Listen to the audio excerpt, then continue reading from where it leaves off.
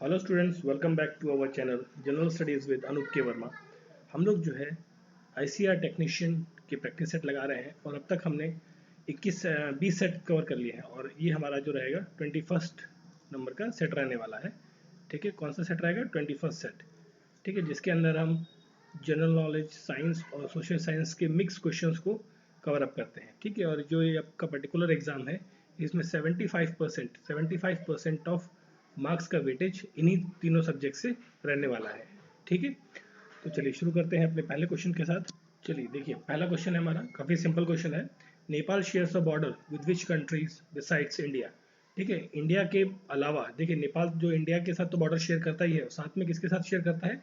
China के साथ। China के साथ अपना बॉर्डर शेयर करता है नेपाल, इंडिया और चाइना। ठीक है, अब बात रही नेपाल की, तो नेपाल जो है इंडिया के साथ कौन कौन से स्टेट्स के साथ बॉर्डर शेयर करता है, ये भी काफ़ी इंपॉर्टेंट चीज़ है, तो ये भी जानना जरूरी है। तो देखिए इसमें सबसे पहले आपका नेपाल उत्तराखंड के साथ बॉर्डर शेयर करता है, फिर उत्तर प्रदेश, फिर बिहार। ठीक है, बिहार के बाद आपका वेस्ट बंगाल और सिक्किम। ये 4 राज्यों के साथ जो है नेपाल अपना बॉर्डर शेयर करता है। और चाइना की बात करें तो चाइना के साथ जो इंडिया अपना बॉर्डर शेयर करता है, कहाँ कहाँ पर? एक तो जम्मू कश्मीर के लद्दाख रीजन में, जो आपका लद्दाख वाला एरिया है, लद्दाख। लद्दाख जो आपका यूटी है, यूनियन टेरिटरी, ये आपकी क्या बन गई है? UT, union territory.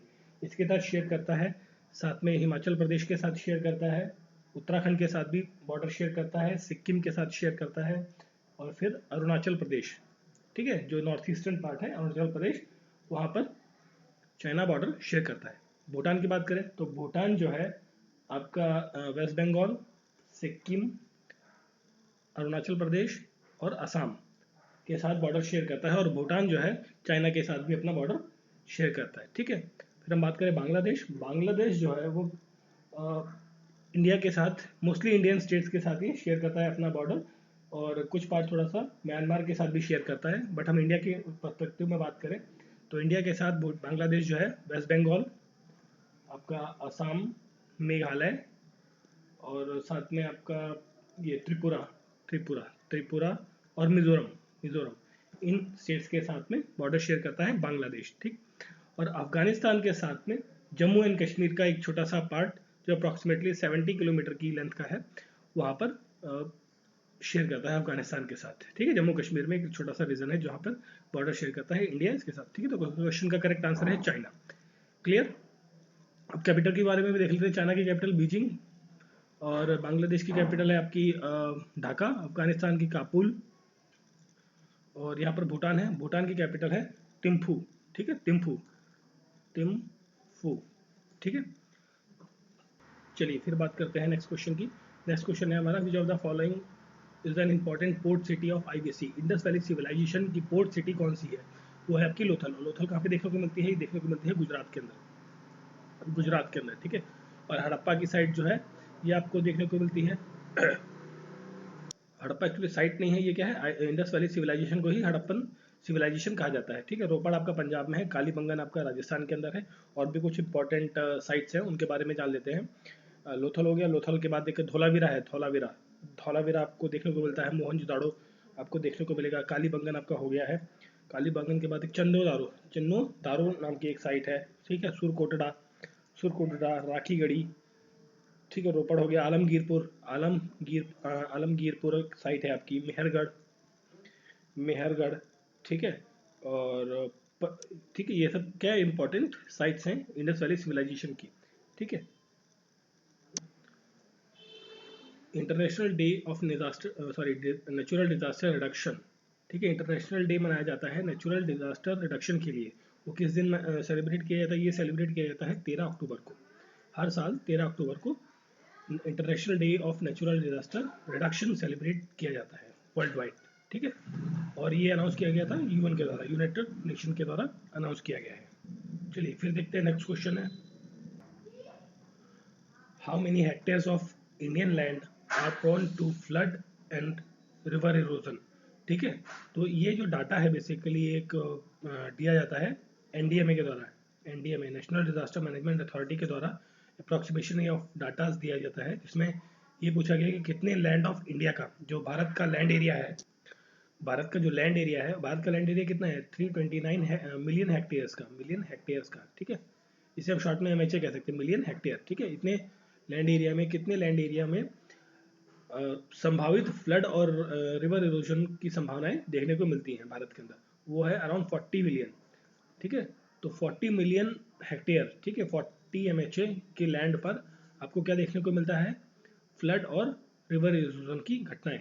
ठीक है, नेक्स्ट क्वेश्चन है, the 2 atom bombs dropped in Hiroshima and Nagasaki in Japan, Japan के 2 शहर हैं बाई यूएसए के द्वारा। ठीक है, तो ये कब बॉम्ब गिराए गए, ये गिराए गए थे वर्ल्ड वॉर 2 के दौरान। वर्ल्ड वॉर 2 कब हुआ था आपका, ये हुआ था आपका 1939 से लेके 1945 के बीच में वर्ल्ड वॉर 2 चला।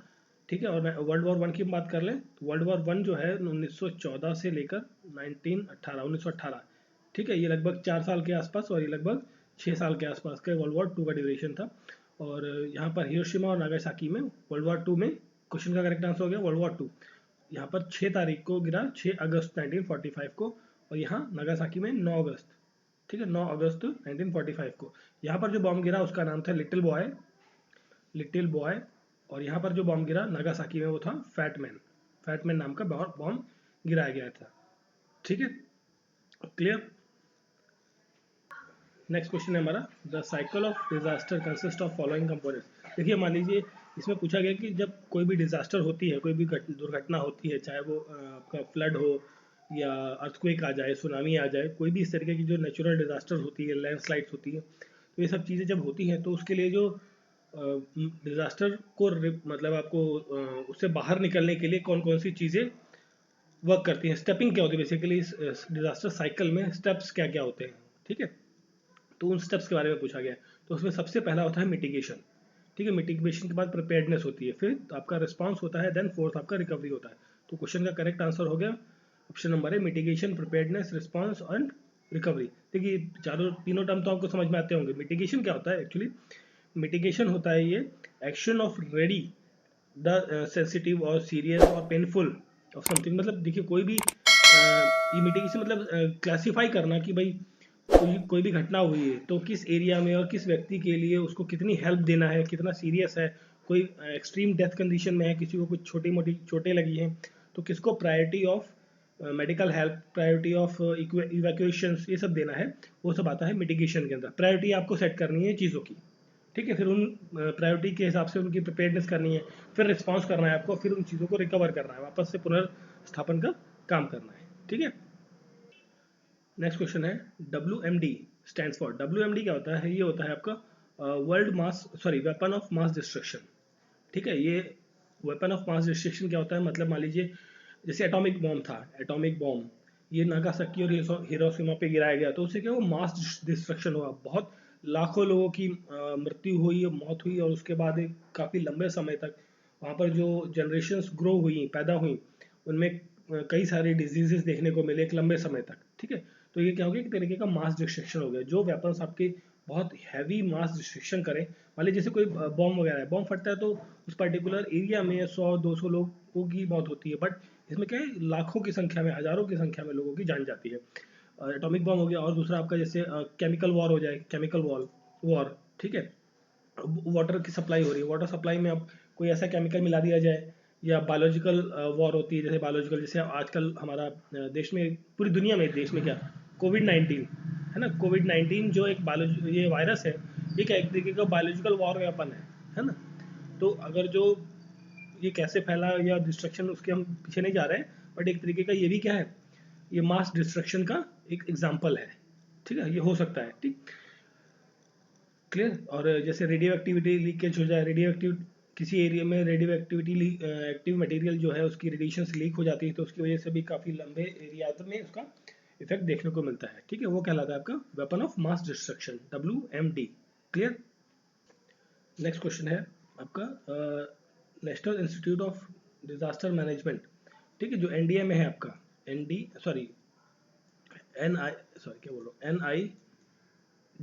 ठीक है ना, ये NDMA के अंदर ही आता है, नेशनल डिजास्टर मैनेजमेंट अथॉरिटी के अंदर ही आता है।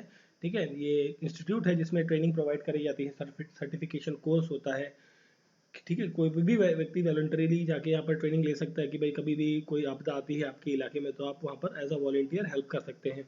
और जो आपके इस डिपार्टमेंट में जो भी वैकेंसीज निकलती है तो वहाँ पर भी आप अप्लाई कर सकते हैं। ठीक है, तो ये कोर्स होता है, बेसिकली डिपार्टमेंट है, इंस्टीट्यूट है, तो ये पब्लिश करता है एक अपना बाई एनुअल का मतलब होता है साल में 2 बार, 2 टाइम्स इन ईयर एक जनरल पब्लिश करता है। उस जनरल का नाम क्या है? ठीक है, देखिए जो लोग रिसर्च फील्ड में काम करते हैं, रिसर्चर्स होते हैं जिन्होंने मास्टर डिग्रीज की हुई हैं और इवन बैचलर डिग्रीज में कहीं कहीं पर भी पेपर पब्लिश किए जाते हैं। जो आप रिसर्च वर्क या प्रोजेक्ट काम करते हैं उस पर आपको पेपर पब्लिश करना होता है, तो ये पेपर होता है, जनरल होता है, जनरल। ठीक है, उसका नाम क्या है ये पूछा गया है। ठीक है, तो क्वेश्चन का करेक्ट आंसर है डिजास्टर एंड डेवलपमेंट।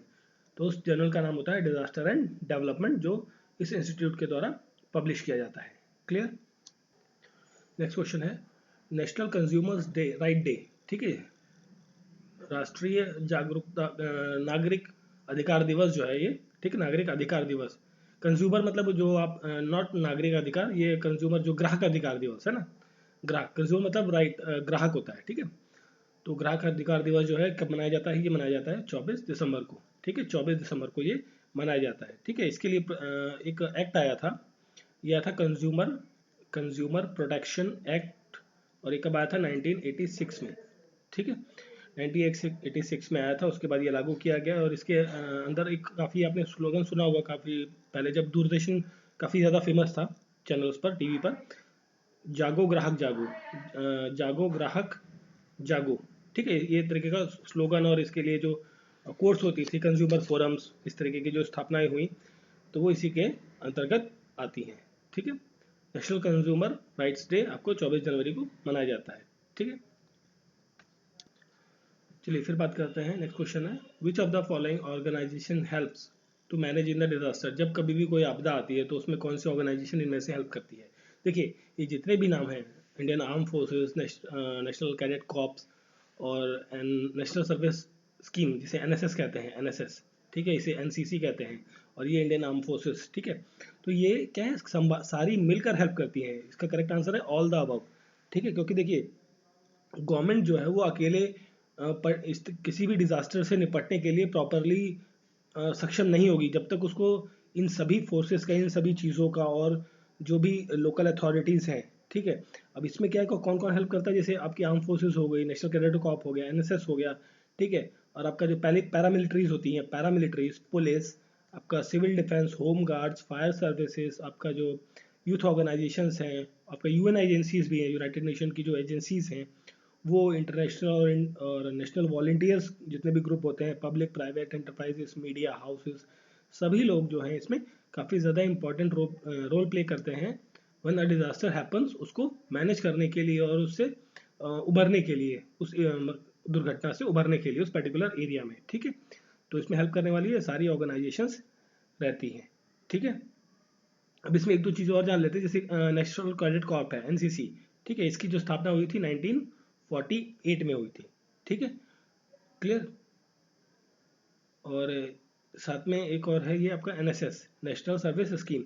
इसकी स्थापना जो है लगभग 1969 और 70 के बीच में। ठीक है ना, मेरे को एग्जैक्टली डेट याद नहीं आ रही, बट अप्रॉक्सीमेटली इसी डेट में इसकी स्थापना हुई थी। बट इसका जो मोटो था, मोटो इंपॉर्टेंट है, मोटो आ सकता है, वो था नॉट मी बट यू। ठीक है, मतलब इसका ये होगा कि भाई मैं अपनी मदद बाद में करूंगा, सामने वाले की हेल्प पहले करूंगा। मतलब कोई भी ऐसी दुर्घटना घटती है, जैसे डिजास्टर वगैरह आ रहा है, या कोई एक्सीडेंट हो गया, या कुछ ऐसा चीज़ें हो जाती हैं, तो आप अपनी हेल्प करने से पहले आप दूसरों की हेल्प करेंगे। ठीक है, ये नहीं कि आप अपने आप को बचा के भागिए, सामने वाले की हेल्प भी करनी आवश्यक है। ठीक है, चलिए फिर देखते हैं next question. Which of the following causes landslide. Landslide के कारण कौन कौन से हो सकते हैं? ठीक है, लैंडस्लाइड के कारण कौन कौन से हो सकते हैं ये पूछा गया है इसमें। तो अगर जो हम लैंडस्लाइड के कारण की बात करें तो देखिए यहाँ पर इंजीनियरिंग कंस्ट्रक्शन नहीं, यहाँ पर एक हो रही non, actually I think typing mistake हो गई है, यहाँ लिख लीजिएगा नॉन इंजीनियरिंग कंस्ट्रक्शंस। ठीक है, नॉन इंजीनियरिंग कंस्ट्रक्शंस, आपका इंटेंसिटी ऑफ रेनफॉल, बहुत ज़्यादा बारिश होगी उसकी वजह से भी लैंडस्लाइड आपको देखने को मिलती है। स्टीप स्लोप, जो स्लोप है ये बहुत तीव्र है, मतलब इस तरीके से बिल्कुल more than 45%, 60 degree angle, 70 degree angle पर कोई स्लोप है, वहाँ पर लैंडस्लाइड्स आपको काफ़ी ज़्यादा देखने को मिलती है। माइनिंग एंड क्वेरिंग, जब आप खुदाई कर रहे हैं या माइनिंग कर रहे हैं तो वहाँ पर उसकी वजह से भी आपको क्या देखने को मिलता है, ये आपका लैंडस्लाइड आपको देखने को मिलता है। ठीक है, और इसके बाद हम एक और चीज़ इसमें देख लेते हैं। जो लैंडस्लाइड है ये दो मेन फैक्टर्स पे काम करती है, होता है बेसिकली। ठीक है, लैंडस्लाइड जो है आपका दो मेन उस पर काम करता है। Just minute. ठीक है, तो ये सारे ऑप्शन रहेंगे। ठीक, एक्चुअली मैंने ऑप्शन नहीं बनाया, यहाँ पे रह गया लगता है। तो अगर जो ऑप्शन होते हैं तो ऑल ऑफ द अबव वाला आपका ऑप्शन सही होता है। ठीक है, ऑल ऑफ द अबव वाला। अब हम लैंडस्लाइड की बात कर रहे हैं, तो लैंडस्लाइड में एक तो नेचुरल कारण हो सकते हैं, दूसरा होता है मैनमेड कारण। ठीक है, मैनमेड कारण। तो नेचुरल कारणों में जैसे आपका स्लोप बहुत ज़्यादा है और हाईली वेदरिंग रॉक लेयर्स है।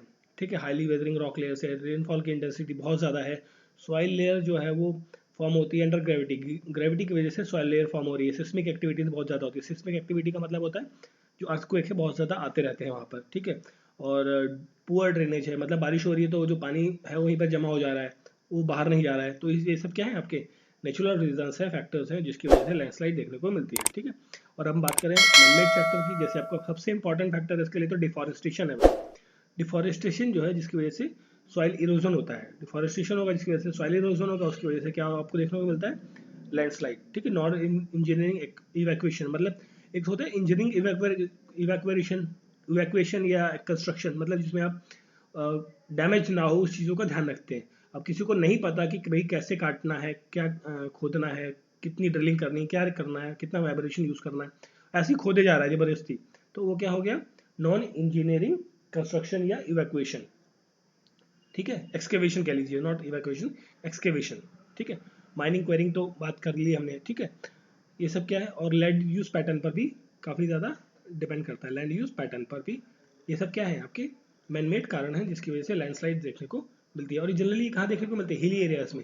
ये लैंडस्लाइड आपने हिमाचल प्रदेश, आपका उत्तराखंड, ठीक है, ये दो स्टेट्स में काफ़ी ज़्यादा मात्रा में आपने सुना होगा कि यहाँ पर फलाना बारिश के टाइम पर लैंडस्लाइड, ज़्यादातर आपने उत्तराखंड में कई एरियाज में देखने को मिला होगा, किसी गांव में लैंडस्लाइड हो गई जिसकी वजह से पहाड़ गिर गए। ठीक है, और जो आपका शिमला, चंडीगढ़ शिमला रूट है, उस पर भी कई बार आपको लैंडस्लाइड देखने को मिलती है। चलिए फिर देखिए, नेक्स्ट क्वेश्चन है, what are the two prime communication networks of government of India. ठीक है, दो प्राइम कम्युनिकेशन नेटवर्क कौन से हैं।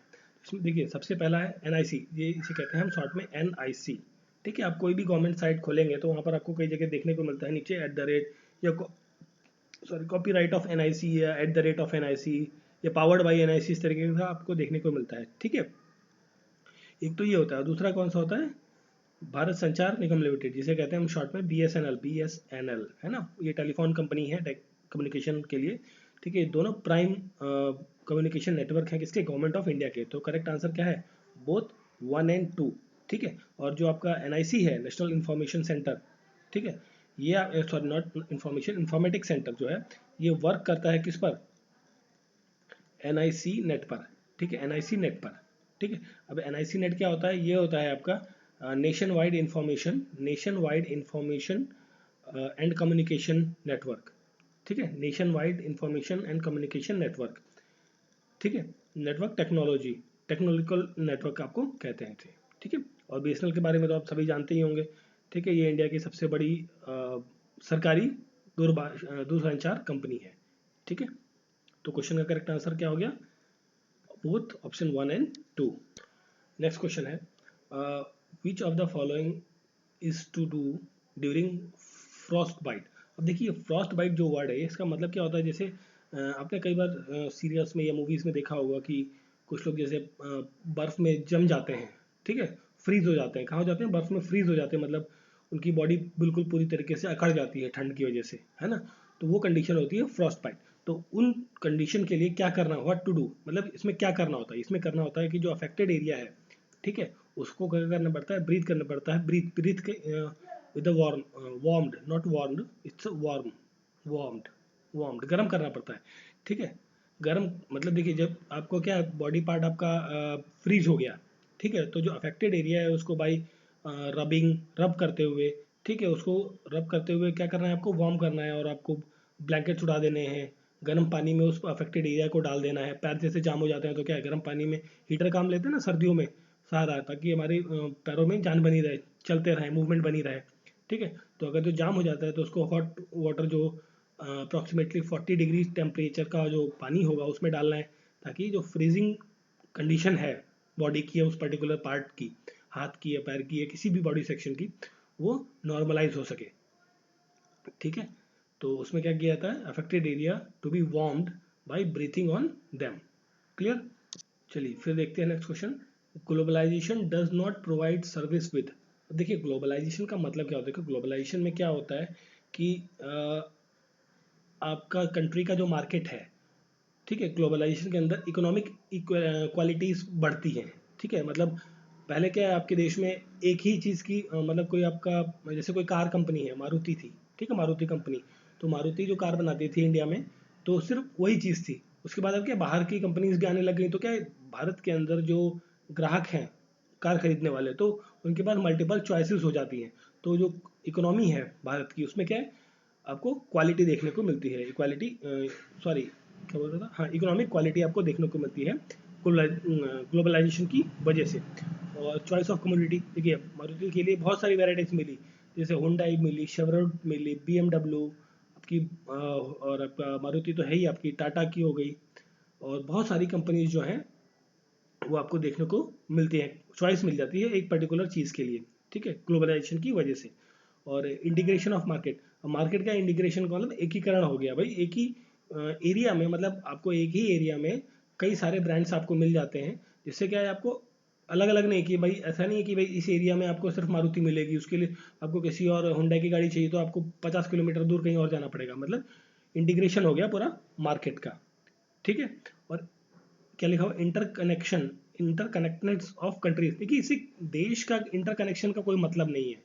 ग्लोबलाइजेशन एक्चुअली बेसिकली बात करता है ट्रेड, इकोनॉमी, इन सब के बारे में। इससे एक दूसरे देशों का जो व्यापार, बाइंडिंग, इन सब चीज़ों के बारे में कोई बात नहीं होती है। ठीक है, ठीक है, तो क्वेश्चन का करेक्ट आंसर क्या हो गया, जिसको पूछा गया था नॉट, नॉट प्रोवाइड करता है, वो है आपका ऑप्शन नंबर डी। क्लियर। तो ये था हमारा सेट नंबर 21। ठीक है, practice set number 21। I hope so आपको वीडियो अच्छा लगा होगा, तो प्लीज़ लाइक, सब्सक्राइब और बेल आइकन प्रेस करें और अपने दोस्तों को फॉरवर्ड करें। तो मिलते हैं नेक्स्ट वीडियो में। Thank you for watching.